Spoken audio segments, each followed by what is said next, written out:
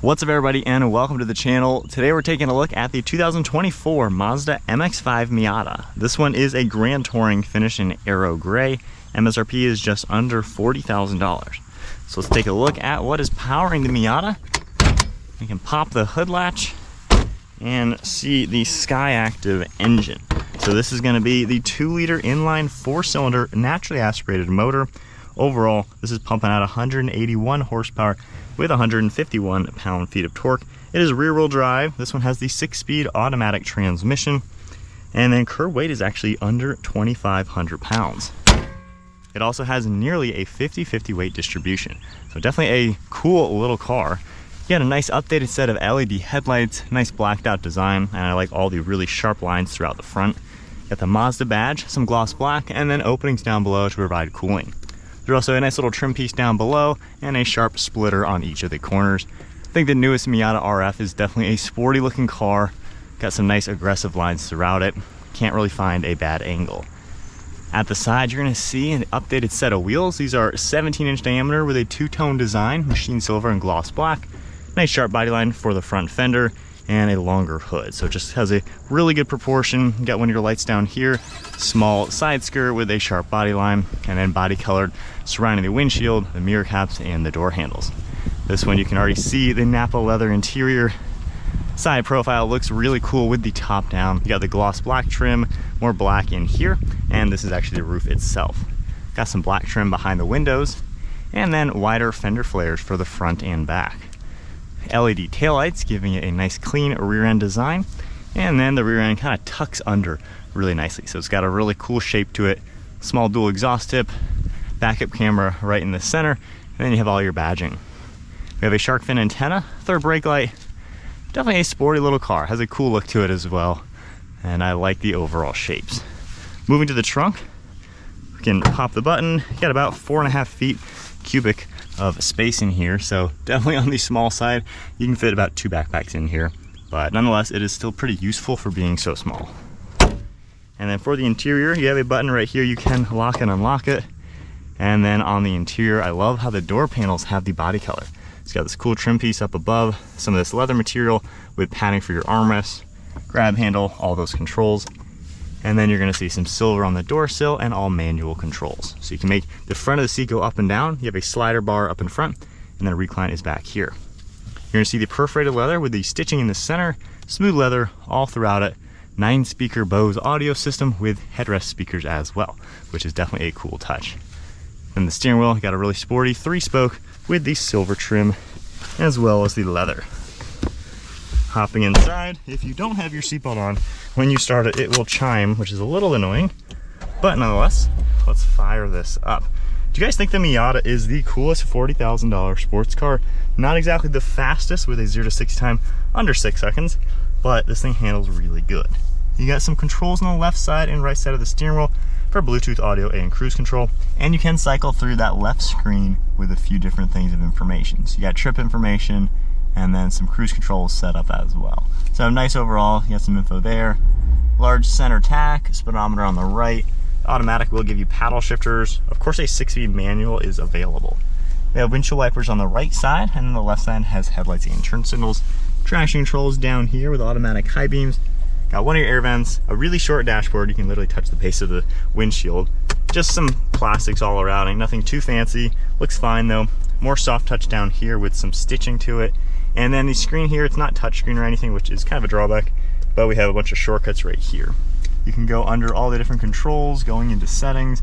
You can see everything you're able to adjust. Hitting the home icon again, you can go up into info, and then a few more. We have shortcuts for navigation. You can just tap that. We also have audio controls, home icon as well. Volume is going to be down here. We have a star icon and a back button too. And then if we take a look, we have our air vent controls, we have our temperature, fan speed in different zones. Automatic top button is down here, different plugs and a little bit of storage. And going into reverse now, you got a nice small HD backup camera. We have our sport mode icon right here. You just toggle this up and down and it'll just pop up where your gauge cluster gear indicator is. Manual parking brake, and then just a little bit of storage in the center console. More of this tan color, and then our 2 cup holders. Now these are removable, which is kind of cool. So if you don't want them, you can just pop them out of the way. And then one of them you can fit right here and use it on this side if you'd like. So pretty nice to mix and match how you'd like to put these. And then our glove box is actually sitting back here. It is lockable, got a little bit of space in here. And then behind you can see out, we have this little bit of a air diffuser just to help block some wind, and this is all cut through. So pretty nice to see that.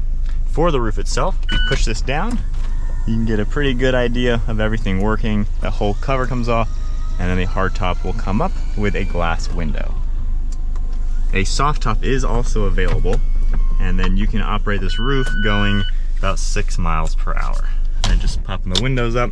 Got a frameless mirror with garage door buttons, and then your really small little sun visors with mirrors. All right, so setting off now in the Miata. We got the top down already. Pedal to the floor in second gear. Certainly not a crazy fast car, and maybe we'll go ahead and just put the top up just to at least have better audio. But one thing I'm not a fan of is the fact that you have to be going under 6 miles an hour for the top. I think that's kind of a drawback because this is 6 miles an hour, absolute parking lot speeds. You know, there's plenty of other convertibles where you can be in and be going like 20 or 30. See, right now I exceeded the speed and got to slow down. So honestly, I think they should bump that up to like 20 because that way you can actually do it kind of in the rear world. Anyway, a couple seconds later, there we go, windows up. But this is definitely a fun little car to play with. You can do quite a lot in it. Insanely small footprint, pretty easy to navigate. We'll stay in sport mode along with the manual mode. So, getting my bearings with the Miata, it is definitely a fun little car to cruise around in. That's basically what this car is. It may not be your only car,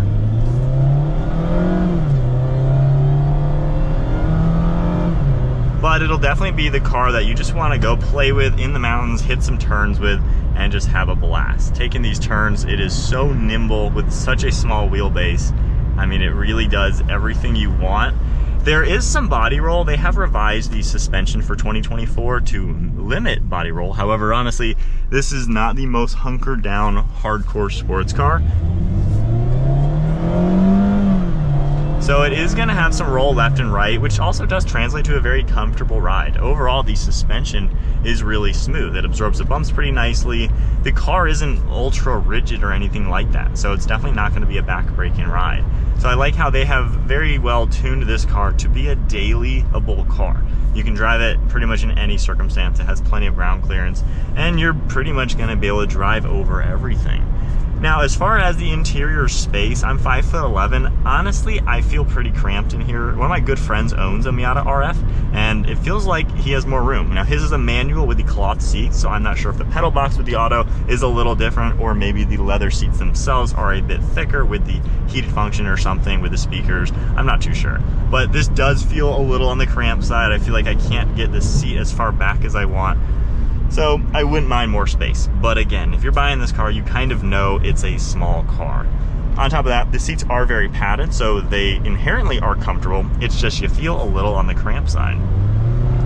But when you're talking about the fun factor, this car in the turns is what it's about. You can just rip through any turn and just have so much fun. You know, back when I owned my 700 horsepower R35 Nissan GTR, my friend and his Miata was right on my tail through the mountains. And you're talking about a 600 horsepower difference basically between the two cars. So this car can handle so much. It can keep up with very, very fast cars in the mountains because it weighs nothing. It is so nimble. So the handling and the turning is where the fun comes alive. Acceleration isn't bad. I mean, when you step on it, it does accelerate. It's not like it's sluggish, it's just not fast, which I'd say is okay given it has such a small footprint and everything like that. A few other normal things. The visibility is really good all throughout the front, as you can tell. You see out really nicely, and the front corners of the fenders you see. So it's really easy to place this car. Over your right shoulder, the back of the car is right behind you, so it's really easy to do. And with the top down, as you saw, pretty much doesn't change the visibility at all. Overall, it's kind of quiet in here too. When you're on the highway, it's not really all too noisy. I'm not sure how the soft top would be. but this is certainly a pretty comfortable and quiet car overall. There's pretty good technology with this roof system. So as a daily driver, I mean, it's something you can use as long as you don't need a lot of stuff. That's probably the biggest thing with its smaller footprint. But hitting those bumps, you know, pretty soft overall. It's also really easy. This is a minimalistic interior, simple climate controls. I'm not a fan of no touchscreen. A lot of people have commented saying you can turn touchscreen on. I have yet to find that setting.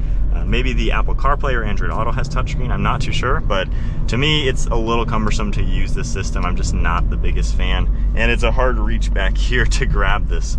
So if you're pushing 5'10", 5'11", you might be a little tight. My buddy who owns one is taller than me, and he fits comfortably, so maybe your proportions might also change how you feel. But overall, the point of a Miata is to have fun in, and that is what you get with this car. It is just fun to drive, to blast around. You can have honest fun, you can floor it, redline it, and you're pretty much never gonna break a speed limit, and you can just have a blast. This car is a fun car, and nothing really competes with what a Miata offers. So if you want a super fun convertible car, soft top, hard top, manual or automatic, the new Miata is definitely a rare car, and something you should consider. It's been fun cruising around this so far. I'm gonna have a full 1 week video in a couple days, but yeah, that is the Miata.